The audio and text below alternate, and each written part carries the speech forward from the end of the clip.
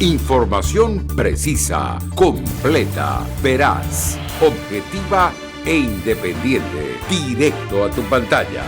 Voz de América en RCR 750. La Voz de América presenta.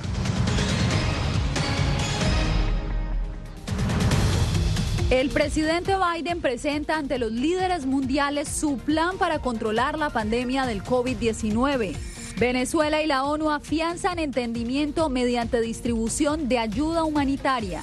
Además, reacciones en la capital estadounidense por el trato de agentes de la patrulla fronteriza a migrantes haitianos. Y sale a subasta la campana de la Santa María, una de las carabelas de Cristóbal Colón.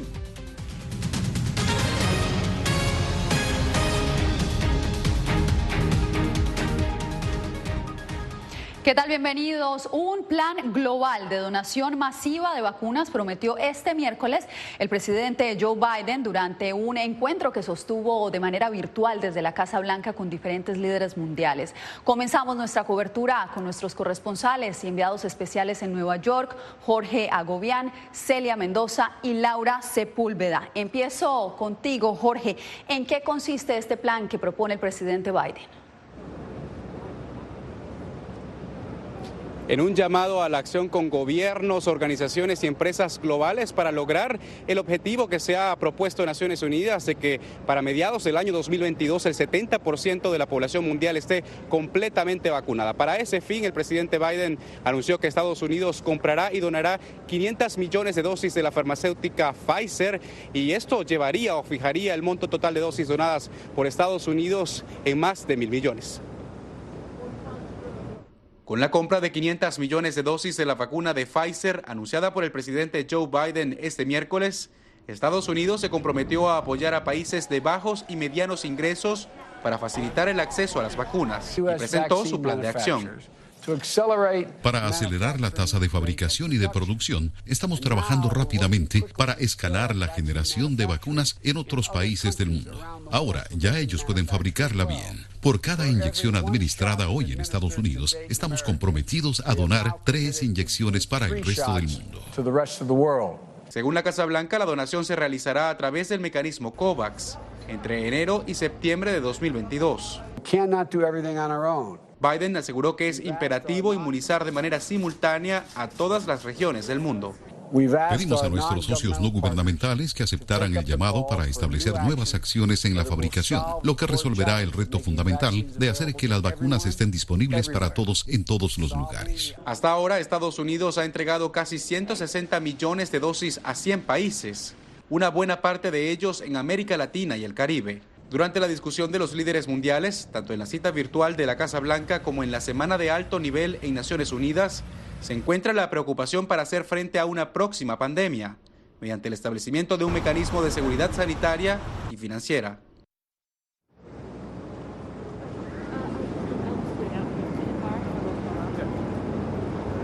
Es importante también mencionar y destacar lo que ha pasado en esta jornada también. El presidente Joe Biden sostuvo una llamada telefónica con su par francés Emmanuel Macron, esto a petición del propio presidente Biden. En esta llamada ocurre pues luego de la crispación entre las dos naciones por la situación del convenio con Australia y Reino Unido, Estados Unidos, por submarinos. Los mandatarios acordaron y estuvieron de acuerdo en que esto se pudo haber evitado si tenían una comunicación directa con Francia y también con los miembros de la Comunidad Europea en temas estratégicos para todos estos países. Por su parte, el gobierno de Francia acordó enviar de regreso a su embajador a Washington. Yasmín.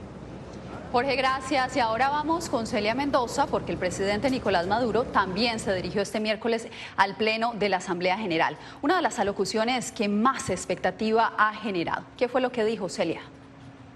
Así es, Yasmín, por alrededor de 30 minutos y en un discurso pregrabado, habló específicamente acerca de la necesidad de que países como Estados Unidos y aquellos en la Unión Europea levanten las sanciones que, según él, son innecesarias y que están lastimando a Venezuela. Mencionó también los diálogos de México y se enfocó en algunos de los puntos en torno al tema financiero. Venezuela denuncia una campaña feroz y denuncia una agresión permanente y sistemática a través de sanciones económicas, financieras, petroleras, crueles, a través de una persecución contra el derecho a la libertad económica, contra los derechos económicos y las garantías económicas que deben gozar todos los pueblos del mundo. Una arremetida feroz. En el discurso, Nicolás Maduro también le pidió a las Naciones Unidas y al secretario general su apoyo en este nuevo diálogo de México, asegurando que es importante que se den acuerdos parciales como los que se generaron en la última ronda, y esto ha llevado a más ayuda humanitaria. En el marco de la Asamblea General de las Naciones Unidas, el director ejecutivo del Programa Mundial de Alimentos, David Beasley, entregó a La Voz de América el balance sobre su más reciente visita a Venezuela y la labor actual de la agencia en el terreno tras años de negativa de Nicolás Maduro a recibir ayuda humanitaria de las agencias de la ONU. Estamos llegando ahora a 33.000 comidas escolares para niños en Venezuela. Planeamos aumentarlas a 185.000 en los próximos 3 meses y 850.000 para junio. Hasta ahora el progreso es notable y los niños han sido definitivamente impactados positivamente. Acceso de ayuda humanitaria que, según algunos observadores, reflejaría el impacto de parte de los acuerdos alcanzados en la mesa de diálogo en México.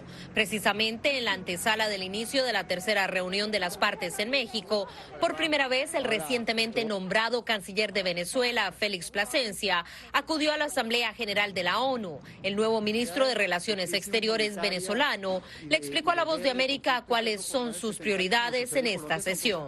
Siempre el principal objetivo es defender al pueblo de Venezuela y al gobierno del presidente Nicolás Maduro en contra de los ataques de los enemigos, en contra de los que se empeñan en aplicar medidas coercitivas unilaterales contra Venezuela. Sus declaraciones tuvieron lugar casi de manera paralela al pronunciamiento del presidente de los Estados Unidos, Joe Biden, ante la Asamblea General del organismo, reclamando el establecimiento de los valores democráticos, específicamente en países como Venezuela y Cuba. Al respecto, explicó a La Voz de América Cristina Rosales, vocera en español del Departamento de Estado. La política que nosotros tenemos y la importancia que le damos a que próximamente hayan elecciones, que haya estabilidad, que haya seguridad y también oportunidad para los pueblos en Venezuela y en Cuba que no lo han tenido. El nuevo diálogo empieza este 24 y va hasta el 27 de septiembre. Durante su alocución, Nicolás Maduro también enfatizó el apoyo que le ha dado el presidente mexicano para avanzar en este frente. Este miércoles, el tema migratorio también fue protagonista en la Asamblea General. Los presidentes de Guatemala, Colombia y también el alto comisionado de la ONU para los refugiados llamaron una vez más la atención del mundo sobre este reto hemisférico. Laura Sepúlveda, ¿cuáles fueron los mensajes de los mandatarios? Esto fue en el marco de la Asamblea de la Organización de las Naciones Unidas, pero también en eventos alternos. Precisamente Colombia convocó a una de esas reuniones para hablar específicamente del tema de la migración de venezolanos, que sigue siendo uno de esos factores álgidos que está sobre la mesa. Y al respecto, Yasmín, el alto comisionado para los derechos humanos, en respuesta a una pregunta de La Voz de América, se refirió a este tema. ¿Qué va a pasar con los venezolanos y específicamente cuál es el protocolo que se debe seguir para garantizar sus derechos? Este es un gran ejemplo para la región y estoy muy contento porque muchos países, comenzando por Ecuador, ahora también están regularizando refugiados y migrantes para Venezuela. Esto significa que obtienen documentación, tienen acceso a servicios, salud, muy importante en esto. Tiempo de pandemia y se pueden incluir en las economías locales. Y estoy firmemente convencido de que esto también será un impulso para esos países, para su economía. Y precisamente tenemos también otro tema de migración en esta zona de América Latina, aunque por una causa diferente. Este problema que se concentra en el Triángulo Norte.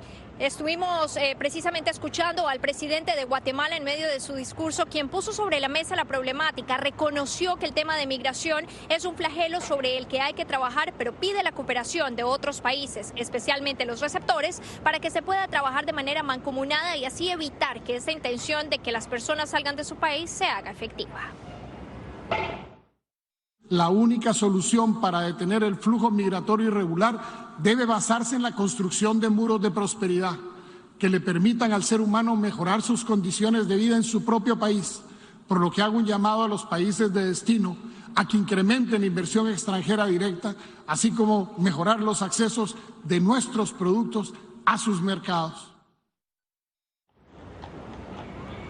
Asimismo, el presidente de Guatemala, Alejandro Yamatei, precisamente hizo también un llamado a Estados Unidos y los otros países receptores para que se envíe un mensaje que ayude a disuadir a que las personas sigan migrando de manera ilegal. Gracias, Laura. Y fuertes críticas han generado en Washington las imágenes en las que agentes fronterizos a caballo repelen a migrantes haitianos mientras cruzaban el río Bravo. Jacopo Luzzi nos da los detalles. Las imágenes de agentes a caballo de la patrulla fronteriza que repelían con látigos a migrantes haitianos que cruzaban el río Bravo para llegar al suelo estadounidense han provocado indignación entre activistas y legisladores y han puesto en duda la decisión del presidente Biden de deportar rápidamente a miles que acampaban bajo un puente fronterizo. Los seres humanos nunca deben ser tratados de esa manera. Harris dijo que planeaba discutir el tema con Alejandro Mayorkas, el secretario de Seguridad Nacional, quien inició una investigación y en una audiencia en el Congreso aclaró que estas imágenes no reflejan a Estados Unidos como país.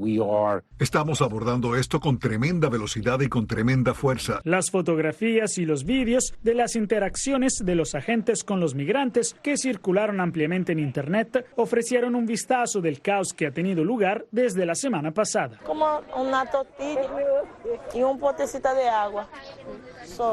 La administración Biden ha transportado a más de 1,000 personas a Haití desde el domingo y planea realizar 7 vuelos diarios a partir del miércoles.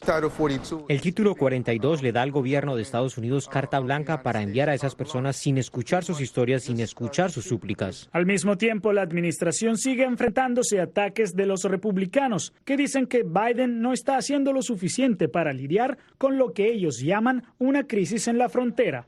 Jacopo Luzzi, Voz de América, Washington. Y justamente antes de llegar a la frontera sur, los migrantes haitianos pasan por varios países. Uno de ellos es Colombia, donde una población fronteriza llamada Necoclí alberga desde hace más de un mes a 19,000 migrantes, en su mayoría haitianos. Yair Díaz nos trae el reporte. La crisis migratoria en Necoclí, Antioquia, al noroeste de Colombia, se agudiza cada día más. Nosotros tengo una semana aquí, pasa mucho vergüenza. No tengo dinero para comer, no puedes dormir muy bien. En este municipio hay alrededor de 19,000 migrantes, en su mayoría haitianos, que esperan pasar a Panamá con la meta de llegar a Estados Unidos. Pero la salud de los niños enciende las alarmas de las autoridades. Se han atendido más de 100 niños migrantes que consultan a ese hospital. Entonces, alrededor de 20 a 30 niños se atienden diario. Enfermedades respiratorias y estomacales los aquejan camino a Panamá. Y es que según la Defensoría del Pueblo de Colombia, centenares de estos migrantes han permanecido por más de 20 días en este muelle, porque la demanda de boletos para las embarcaciones marítimas es muy alta.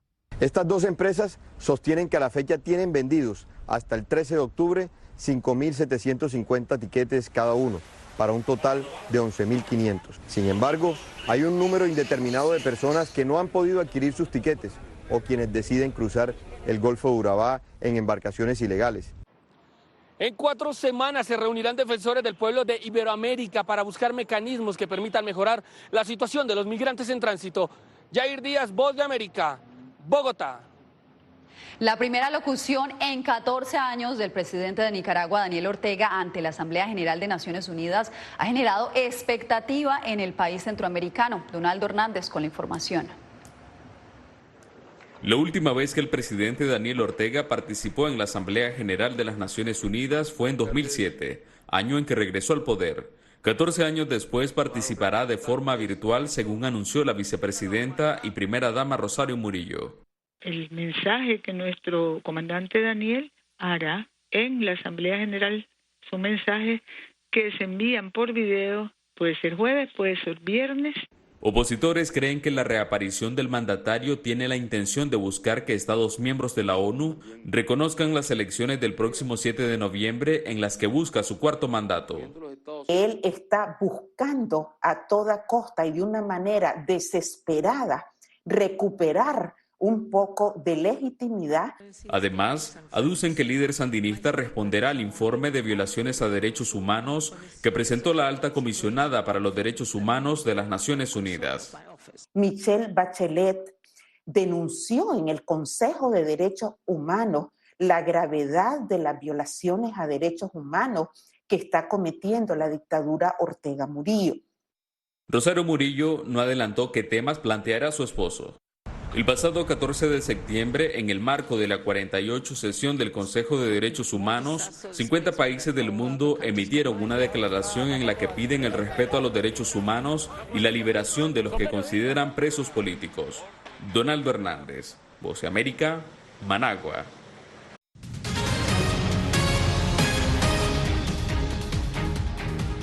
Guatemala comenzó a exigir visa a los ciudadanos ecuatorianos ante el aumento de visitantes que solo usan a ese país como punto de partida para migrar a Estados Unidos. Una compañía aérea habría estado involucrada. Néstor Aguilera con los pormenores. Aeroregional, una compañía aérea ecuatoriana, se encuentra en el ojo del huracán luego de que el Departamento de Estado de Estados Unidos revocara las visas a sus pilotos. En los últimos meses, la aerolínea, que alega que no se puede negar a transportar a pasajeros aduciendo una posible intención, aumentó sus frecuencias a México. Eduardo Emanuel, consultor en aviación, considera que la sanción no tiene por qué afectar a otras compañías. Esto debe considerarse como un tema muy puntual al que el gobierno de los Estados Unidos, el Departamento de Estado, debe haber hecho primero un seguimiento bastante prolijo de cuál ha sido el accionar de esta aerolínea. El caso de Aeroregional se hace público durante un intenso flujo de ecuatorianos hacia Centroamérica, lo que llevó a Guatemala a exigir nuevamente visa. Surge luego de identificar que estaban llegando a nuestro país vuelos, de hecho, con aviones completos de 100 a 125 personas en un mismo vuelo, y se logra identificar que la intención era migrar de manera irregular hacia los Estados Unidos.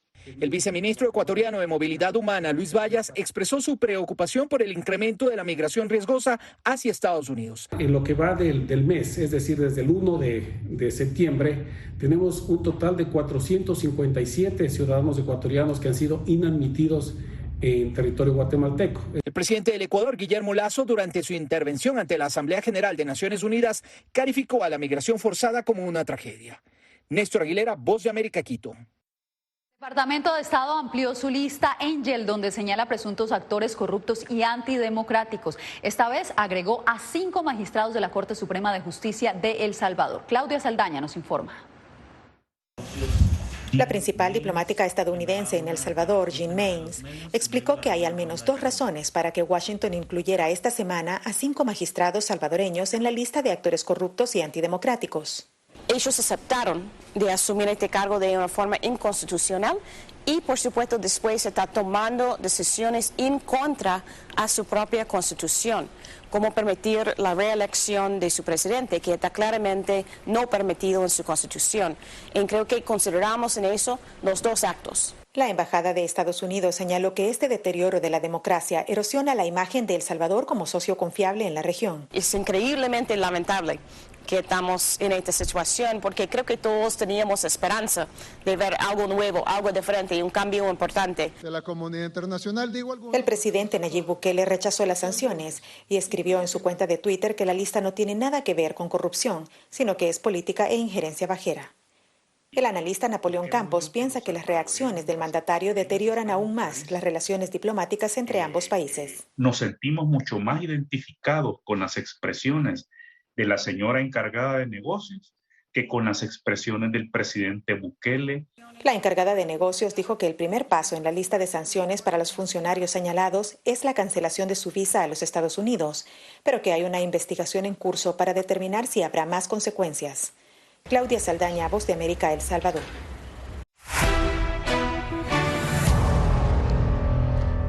Por primera vez desde marzo, el promedio de muertes diarias por COVID-19 en Estados Unidos supera las 1.900.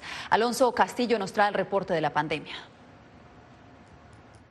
Datos de la Universidad Johns Hopkins revelan que en Estados Unidos en las últimas 2 semanas las muertes a causa del COVID-19 han aumentado alrededor del 40%. La propagación de la variante Delta, aunada al temor sin fundamento de recibir la vacuna, complica los esfuerzos para contener la pandemia. Le dijo a La Voz de América el doctor David de la Cerda, director de la Unidad de Cuidados Intensivos del Hospital Jackson Memorial en Miami. Preocupante, pero pienso que en parte ha sido la desinformación que se ha dado y toda la parte política que se le ha dado de trasfondo a esto las vacunas. Según los Centros para el Control y la Prevención de Enfermedades, casi el 55% de la población estadounidense ha recibido la vacuna. Los estados con el mayor número de casos de COVID-19 en el país son California, Texas y Florida.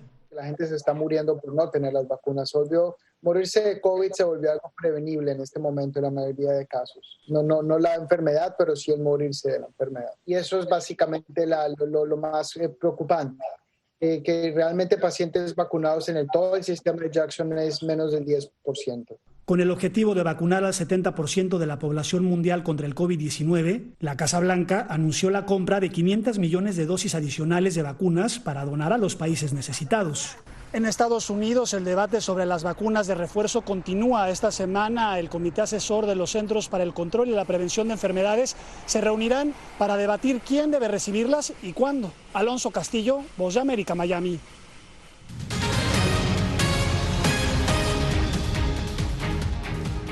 Como un Indiana Jones moderno, un cazador de tesoros ofrece en subasta una pieza de la Santa María, una de las 3 carabelas en las que Cristóbal Colón llegó a América. José Pernalete nos trae la historia. Roberto Mazara es el propietario de esta campana naval, una pieza de bronce que será subastada en Miami por el valor que representa. Es la campana que iba a bordo en la Santa María, una de las 3 carabelas con la que Cristóbal Colón llegó a América. Es una oportunidad única que van a tener los coleccionistas. En entrevista con Voz de América, Mazara nos cuenta que dio con esta reliquia en una playa de Portugal cuando logró precisar en 2002 la ubicación del San Salvador, un navío español encallado cuando viajaba desde América en 1555. Yo estaba con un detector de metales buscando estas monedas y a un cierto punto un señal muy fuerte en la arena me hizo escarbar y encontrar esta campana, que en un primer momento pensaba fuera la del galeón. Portugal buscó impedir una subasta de la campana prevista en Madrid en 2003, alegando que era de su propiedad, pero Lisboa desistió de la causa judicial, por lo que la justicia española declaró la restitución del bien cultural como perteneciente a Mazara. La campana ha sido sometida a pruebas por expertos de la Universidad de Zaragoza y el Instituto Tecnológico de Aragón, entre otros, para determinar la composición de la estructura corroída, verificando los siglos con los que cuenta. Ahora se busca venderla en subasta el 11 de noviembre. La puja se iniciará en $6 millones. José Pernalete, Voz de América, Miami. Bien, les agradecemos por habernos acompañado en esta emisión del Mundo al Día. Mañana nos vemos con más información. Aquí, una vez más, les informó Yasmín López. Radio Caracas Radio presentó Voz de América.